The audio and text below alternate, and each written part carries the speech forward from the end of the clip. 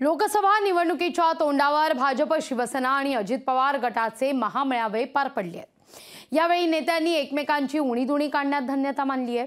भंडारा जिल्ह्यातल्या महायुतीच्या मेळाव्यात आमदार नरेंद्र बोंडेकर आणि भाजप आमदार परिणय फुके यांनी एकमेकांच्या नावानं जाहीर खडेच फोडले आहेत।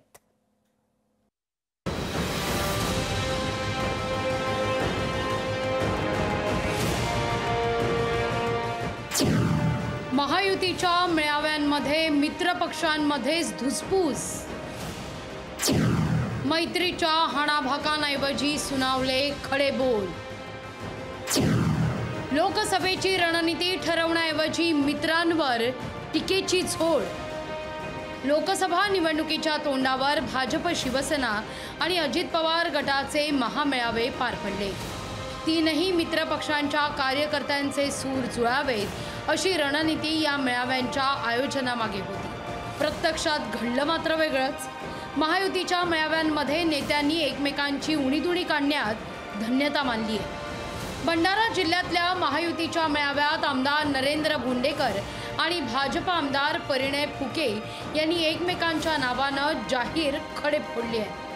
अमरावतीत प्रवीण पोटेंनी नवनीत राणा आणि रवी राणांना खडेबोल सुनावत सन्मानाची वागणूक देण्याची मागणी केली आहे।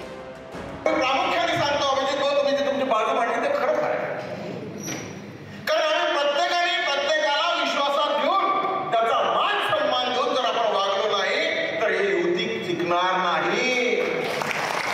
त्याचा मान सन्मान त्याला द्यावाच लागेल। तो आमदार पालकमंत्री असो का पालकमंत्री असो, प्रामुख्याने त्याचा मान सन्मान तुम्हाला लागतो। इकडे सांगलीतल्या महामेळाव्यात सदाभाऊ खोत यांनी तर मित्रपक्षांना लग्नातले बँडवाले समजू नका असं भाजपला जाहीररित्या सुनावलंय।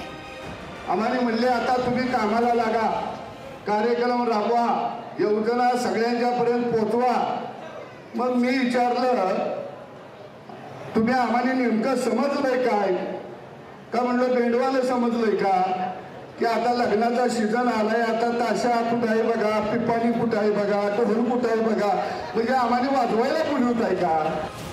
हे फक्त एक दोन ठिकाणी घडलं नाही, अनेक ठिकाणी महायुतीतल्या नेत्यांनी दावेदारीचं घोडं दामटलंय किंवा मित्रांचं जाहीररित्या वस्त्रहरण करण्याची संधी सोडली नाहीये। भाजपला या धुसफुशीवर सारवासारव करण्याची मात्र वेळ आली।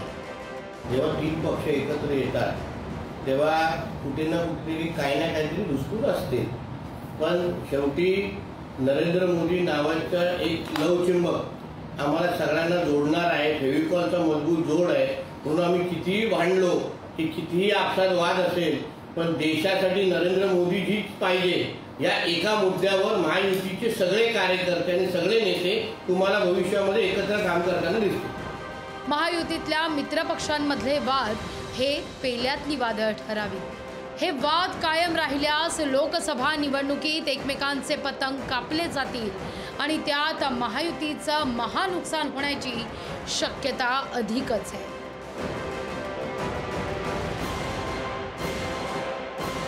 ब्युरो रिपोर्ट, लोकशाही मराठी।